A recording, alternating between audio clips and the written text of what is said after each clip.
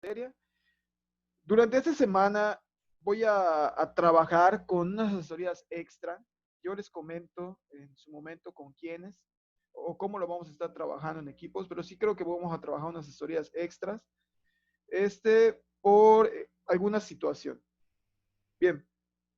Y otra duda que tengo es en cuanto a los materiales que deberían ya de tener todos. He de dar por hecho que todos ya descargaron sus materiales, que todos ya los pueden visualizar y que nadie ha tenido ningún detalle a la hora de abrirlos. Bien.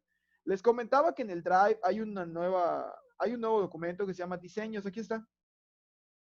Se llama diseños de la investigación.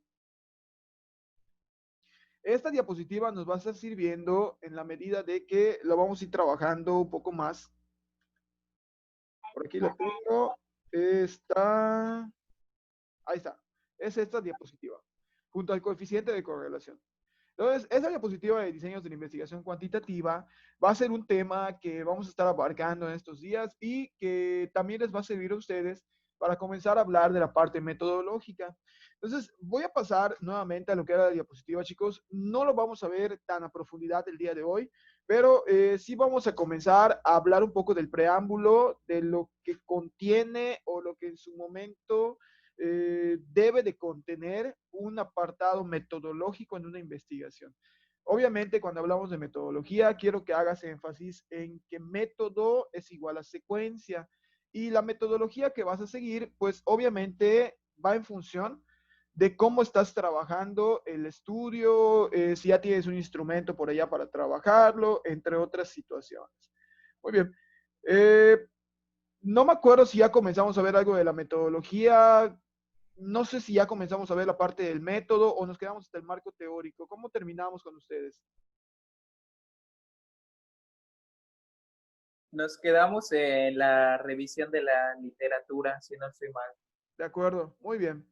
Entonces vamos a comenzar a hablar un poco de la metodología.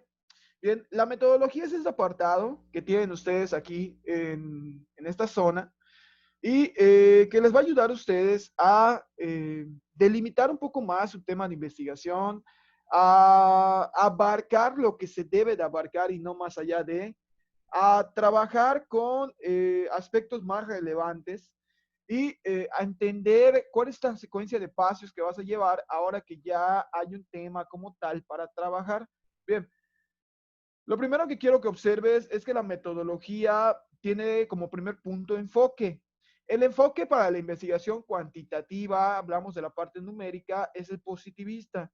Y cuando hablamos de positivismo, hacemos referencia a Emilio Comte, que creo que todos se acuerdan de Emilio Comte.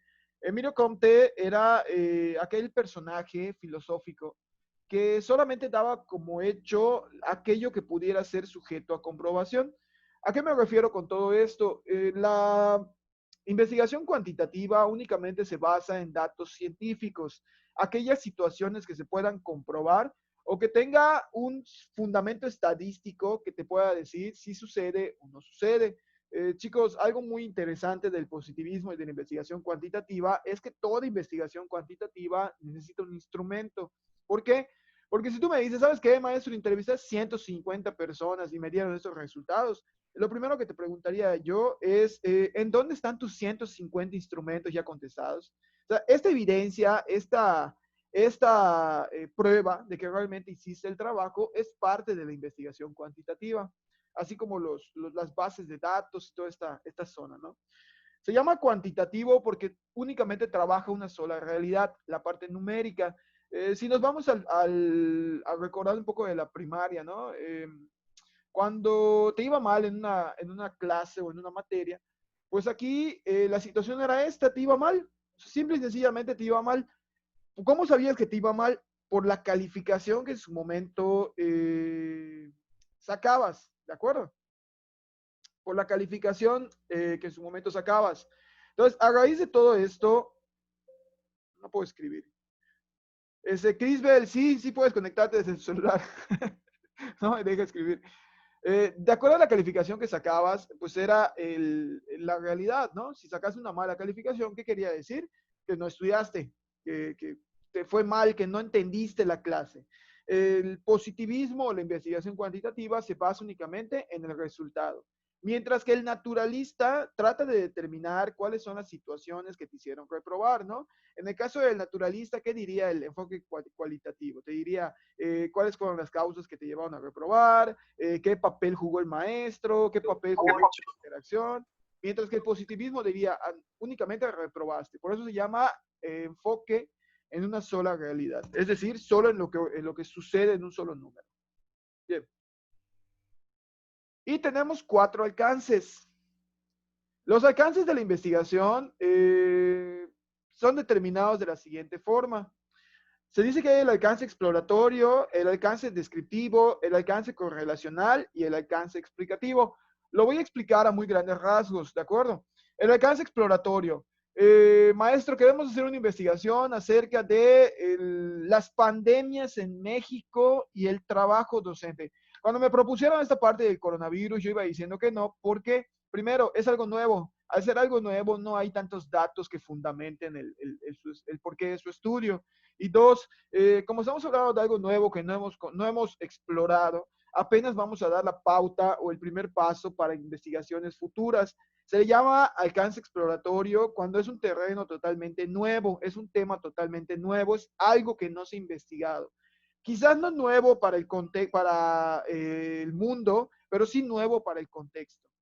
Es como que yo les pongo a investigar acerca de las necesidades de inserción laboral que presenta la ingeniería en pirotecnia en México. El primer punto que me vas a dar es, maestro, acá no existe la ingeniería en pirotecnia, ¿no? Una vez que pues ya se instaura como una carrera, sí podrían también investigaciones, pero te reitero, es algo nuevo en el contexto. Cuando la investigación tiene un alcance descriptivo, únicamente basta con describir la situación en un lugar determinado.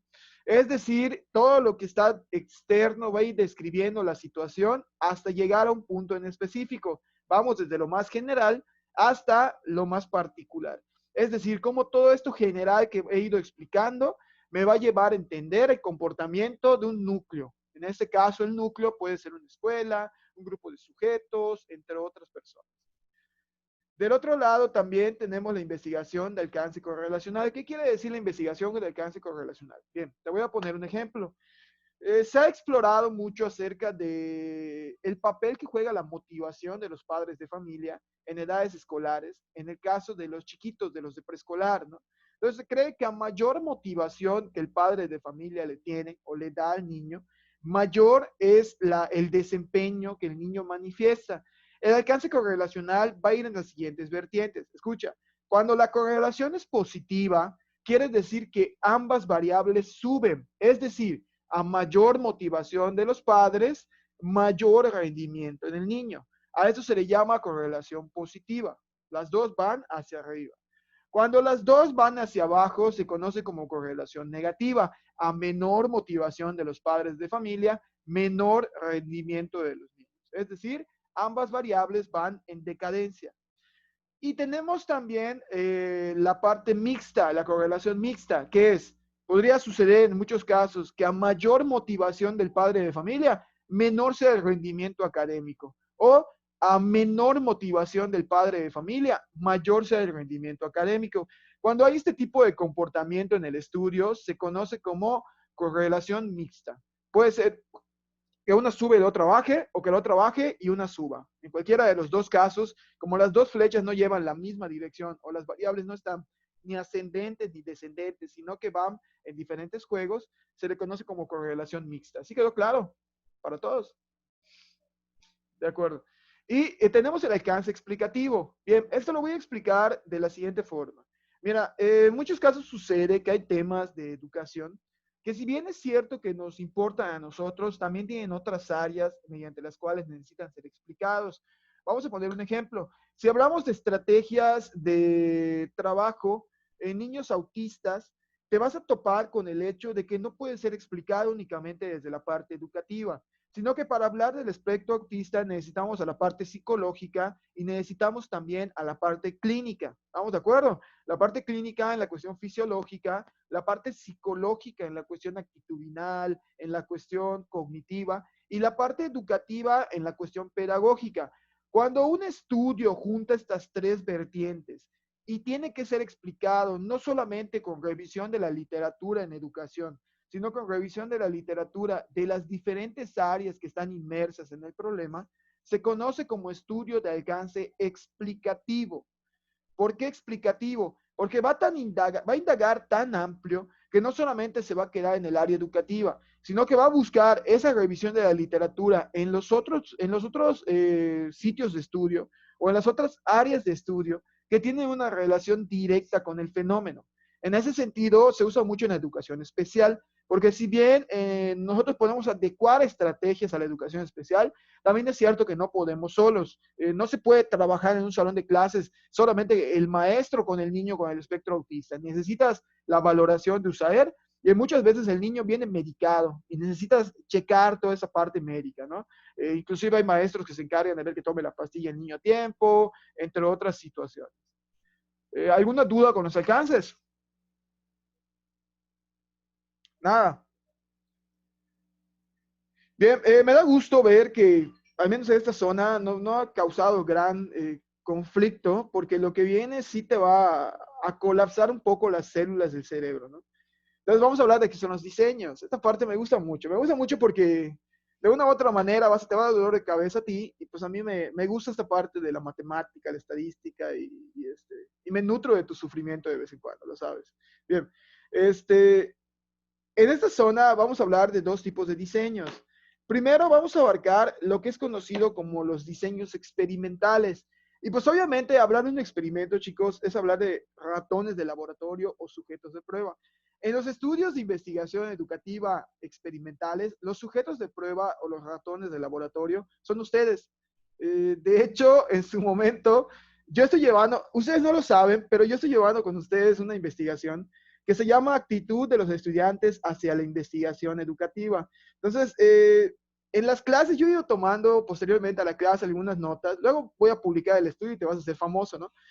Yo he ido tomando algunas notas acerca del comportamiento que ustedes tienen ante ese tipo de áreas, ¿no? Que si bien es cierto que es un apartado terminal, necesito sujetos de estudio para poder comprobar mi teoría. Entonces, en este caso, sí, si de repente te sientes como hámster o como ratón de laboratorio, pues, normal, sí, sí te estoy utilizando en este caso para mi estudio, pero es con fines académicos, aclaro. Bien. Este, se conocen como sujetos, perdón, como diseños experimentales porque poseen lo que se conoce como grupo control. Ok, te lo voy a explicar antes de pasar a todo esto, este tipo de elementos muy técnicos. Mira, cuando van a probar un nuevo producto, un nuevo medicamento, no lo hacen directamente en seres humanos. ¿Estamos de acuerdo? Primero lo van a probar en quiénes, en animales. ¿Ya? La prueba con animales, ¿qué va a ayudar? ¿En qué nos va a ayudar a nosotros antes de probar en seres humanos? Bueno, primeramente, las pruebas que se hacen en animales tienen la experimentación como primer paso para checar las reacciones que se da en el animal.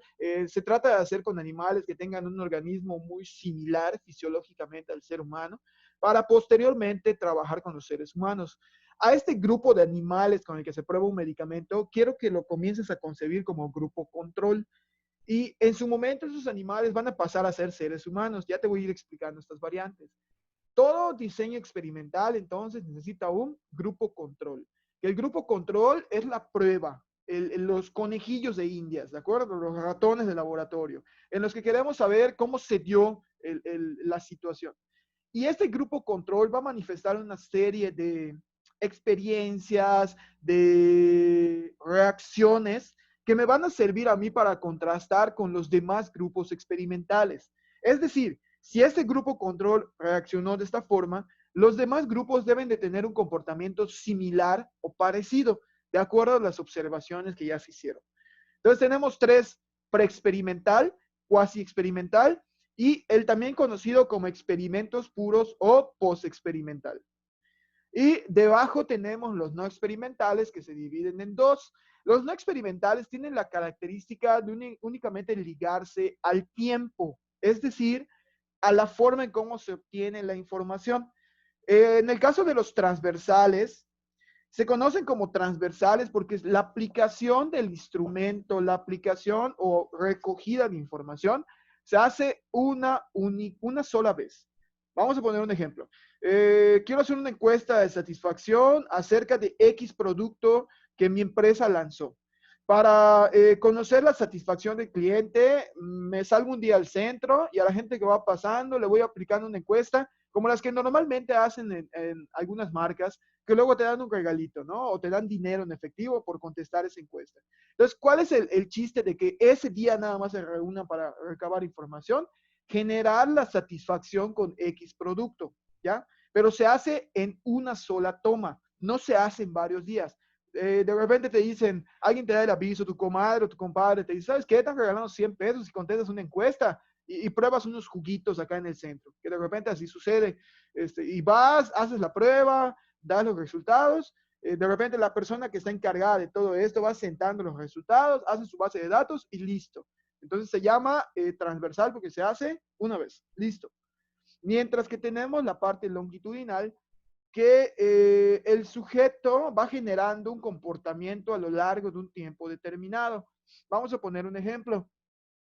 Eh, Cuando vamos a hacer un experimento con alguien que no sabe utilizar la computadora, hay un experimento muy famoso de Sugata Mitra. No sé si ya lo has visto en su momento, pero te lo converso. De repente te llevan unas computadoras a unos niños de la India y también en África hace el mismo experimento. Y esos niños no sabían utilizar las computadoras ni nunca habían tenido clases de cómputo. De hecho, nunca habían visto una computadora en algunos casos. Y se las deja. Posteriormente, una semana regresa para recabar información de cómo se están comportando, cómo están trabajando y todo, ¿no? Ve que algunos ya están fungiendo como maestros, ve que algunos, los niños más avanzados o los más grandecitos están tratando de enseñar a los más chiquitos y se va, vuelve la siguiente semana y observa el comportamiento de los sujetos. Y así va recabando información a lo largo de un estudio que no solamente se dedica a tomar lo que sucede en una sola vez, sino que lo va haciendo durante un tiempo determinado hasta que el experimento acaba. A esto se le conoce como estudios no experimentales en su variable longitudinal, es decir, a lo largo ¿de acuerdo? Así como son experimentos que se dan en 1 o 2 meses, hay experimentos mucho más largos que se van dando en 4, 5, 6, 7 años. De acuerdo pues en este caso, el objetivo como tal que el estudio tiene. ¿Hasta aquí alguna duda? Ok, presta atención a lo siguiente. Bien, grábate estas letras porque posteriormente en la diapositiva las vas a utilizar mucho. La letra R o la literal R quiere decir asignación aleatoria o al azar. G es igual al grupo de sujetos. De repente vamos a manejar G1, G2, G3. Que te recuerdo que cada G significa que es un grupo de sujetos, pero el número va a determinar qué tipo de grupo es. Siempre el G1 va a ser tu grupo control, ¿de acuerdo? El grupo base. R. Mande. ¿Qué era la R? Asignación aleatoria. Gracias. De nada. La X va a ser el tratamiento. Bien, piensa, cuando vas al doctor y tienes una enfermedad, lo primero que va a hacer el médico es recetarte un medicamento que trate de combatir esa enfermedad. Entonces, esa X es el tratamiento, la forma en cómo se va a llevar a cabo. Tranquilo, te lo voy a ir explicando, ¿sí? Sí es un poco más complicado y sí me gusta mucho porque vamos a trabajar la parte estadística y es algo que me apasiona bastante. Pero pues ya vete grabando esta parte. La O es la medición. Y esos dos guiones es ausencia de atributo. Ya lo vas a comprender en su momento. Están emocionados con todo esto, me imagino, ¿verdad? Deben de desbordar emoción.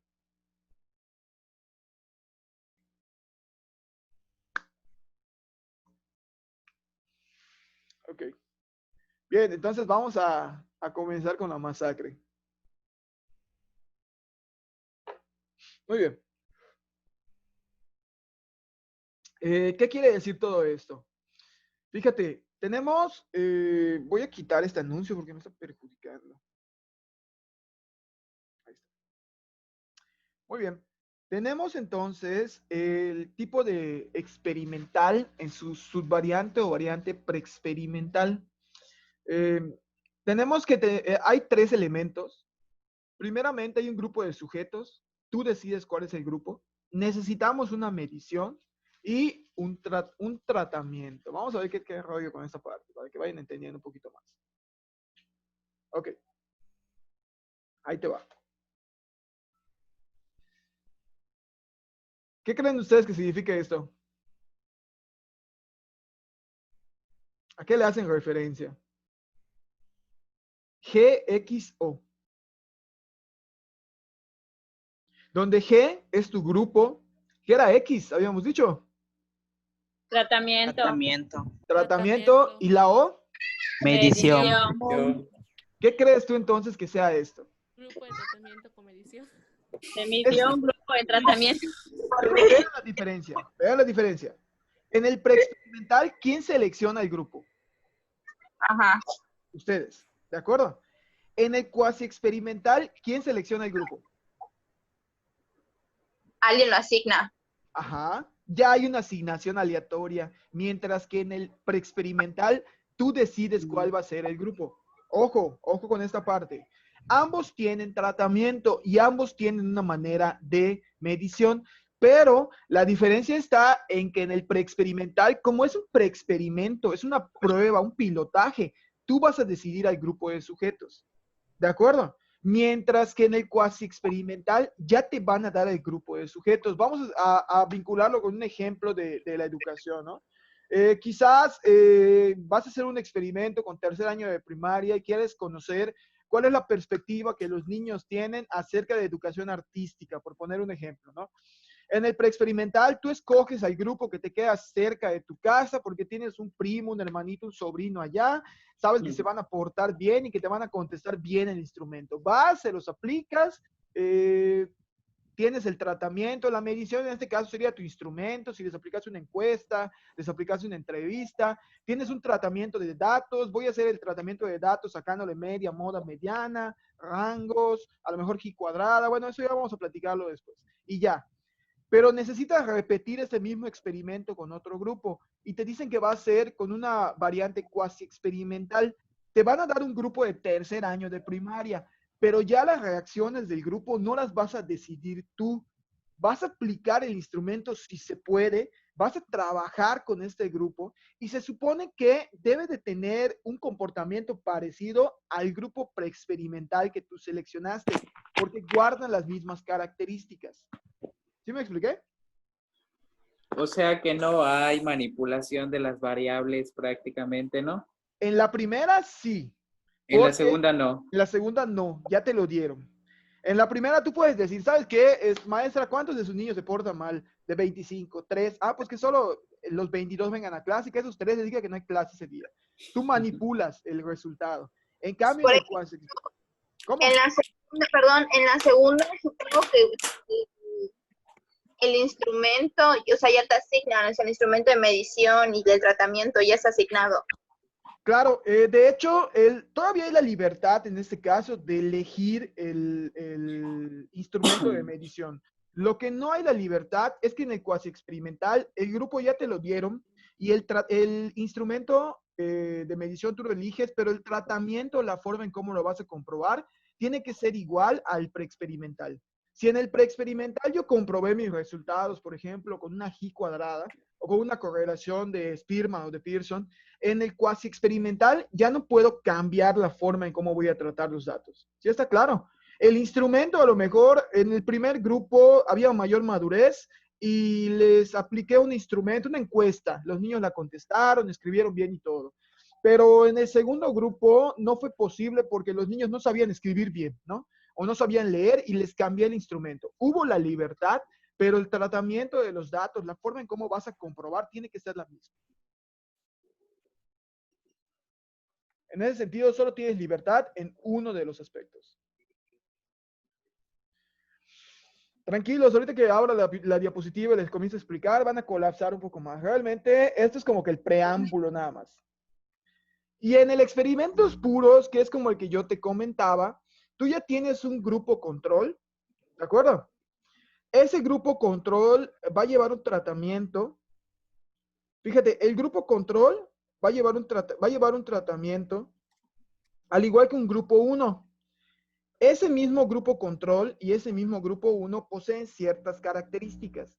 que para ser igualados con otros dos grupos, tienen que poseer características muy parecidas. Te voy a poner un ejemplo. Si G es mi grupo control, ¿vamos bien? G es mi grupo control y tengo un grupo 0,1, que es mi grupo 1, igual que el grupo control.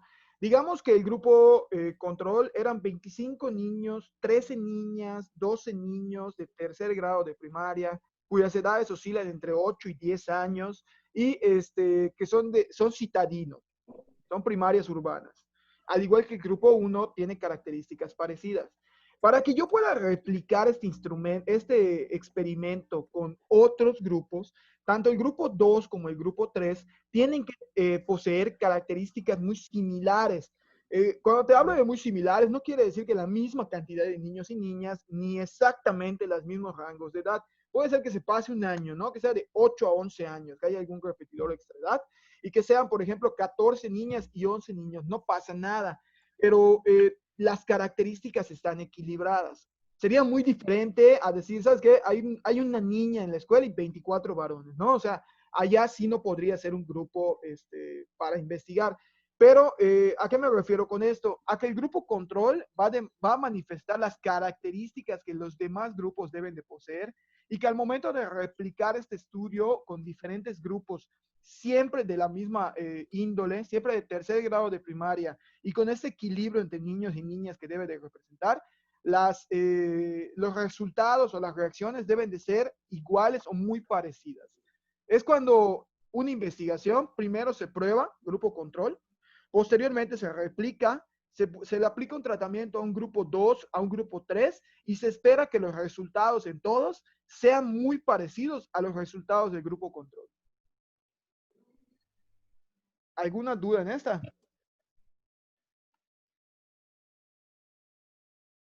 En español, maestro. Más sencillito. Ok, hicimos un nuevo dulce con un nuevo sabor y seleccionamos a 25 niños, vuelvo ese número. Eran 13 niñas y 12 niños. A todos les gustan los dulces, porque a todos los niños les gustan los dulces. Y fuimos y les dimos una paleta de prueba y después de la paleta hicimos que nos contesten unas preguntas. Grupo control. Los resultados demostraron tal, tal y tal aceptación, tal rechazo al dulce, no les gustó que estuviera muy ácido, en algunos casos no les gustó el color de la paleta, o sea, todo ese tipo de lineamientos que generan, ¿no? Esos son los resultados de tu grupo control.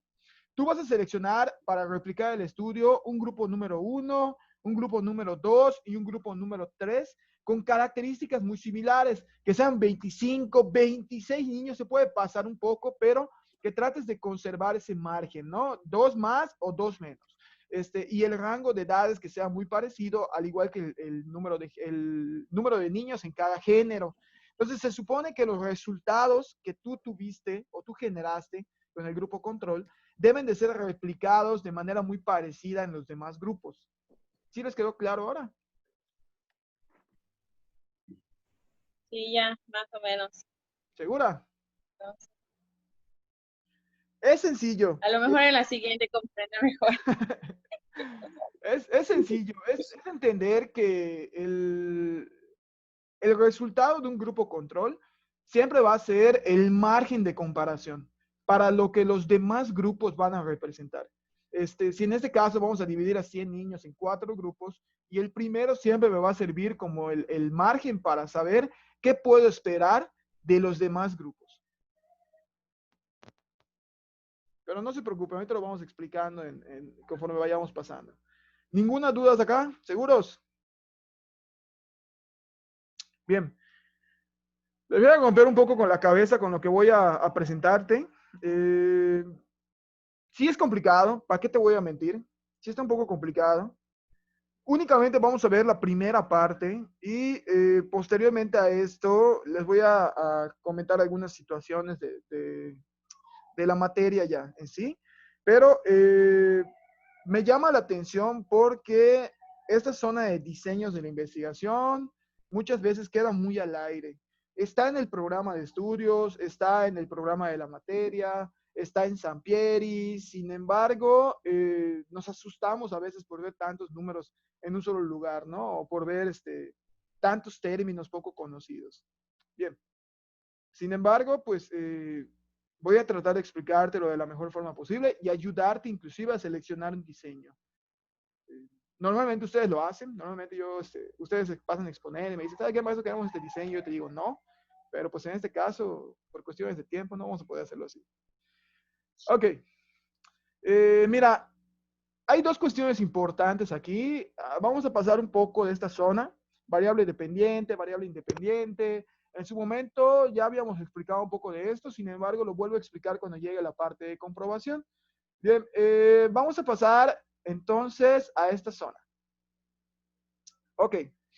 Quiero que leas un poco el caso, entiendas un poco el caso. Lo voy a leer en voz alta para que vayas entendiendo cómo aplica al diseño de investigación, en este caso cuantitativa. Dice, partiendo de una población de 80 sujetos, se selecciona al azar 40 y luego se distribuyen en dos grupos de 20. Hasta acá creo que todo claro, ¿verdad? Haz de cuenta que paramos 80 personas en una cancha, seleccionamos a 40 de estos 80, como que tú sí, tú no, tú sí, tú no, tú sí, tú no, como hago para calificar sus exámenes. Tomamos a 40 y esos 40 los dividimos en dos, ¿de acuerdo? Tratando de que esté lo más equilibrado posible. Por eso dice por igual procedimiento. Dice sí. Además, se determina también de esta forma cuál será el grupo experimental y cuál el del grupo control. Lo que yo te comentaba, necesito un grupo experimental que va a ser el parámetro y el otro lado va a ser el grupo control. Cumpliremos con los tres requisitos. El segundo, la distribución, es el más importante de todos, pues es el que vincula de un modo directo la validez interna, sin la cual nada nos serviría la validez externa. Ahí te va la diapositiva para ver qué tanto comprendes. Ahorita termino, voy a aguantarme que llegue al límite el Zoom, y ahorita vuelvo a iniciar la reunión. Pero aquí está, fíjate. Estos son ejemplos de grupos o estudios experimentales. Ahorita te comento, a ver si alcanzas a identificar de qué tipología son. Pero fíjate, fueron 80 personas enumeradas del 1 al 80. ¿Lo alcanzan a ver en la población? Sí, ¿verdad? Posteriormente hubo una selección, fue un procedimiento, y se alcanzó a crear una muestra. La muestra fue de sujetos al azar. Luego les voy a enseñar cómo hacer esta selección. Pero aquí está, ahí está. Esta es tu muestra. Fueron 40 sujetos en total. Y esta misma muestra se tuvo que distribuir en dos. El grupo 1 tiene 20 y el grupo 2 tiene 20. Ambos con igualdad. ¿Qué quiere decir la parte de validez interna o igualdad del procedimiento? Que si acá tienes de esos 20 a 12 mujeres y a 8 hombres, en este debe de ser algo muy parecido o igual. Pueden haber elementos como que no haya más hombres y acá tuvieron que ser 11 mujeres y 9 hombres, perdón, no haya más mujeres y tuvieron que ser 11 mujeres y 9 hombres, pero no sucede nada. Si tu grupo no se pasa de 2 arriba o 2 abajo, no pasa nada, ¿de acuerdo? O sea, el margen de error todavía es aceptable. Y se hizo toda esta distribución. ¿Sí quedó claro la forma en cómo se está distribuyendo? Uno va a ser tu grupo control, ¿de acuerdo? Y el otro va a ser tu grupo experimental. Es decir, si a este le aplico un tratamiento, vamos a poner un ejemplo, le hago una encuesta, luego de darles una clase de inglés, una encuesta de satisfacción con el servicio, los resultados de este grupo son los parámetros a comparar para cuando se trabaje con este grupo y se les aplique la misma encuesta. Ok, voy a finalizar un momento, chicos, y regresamos.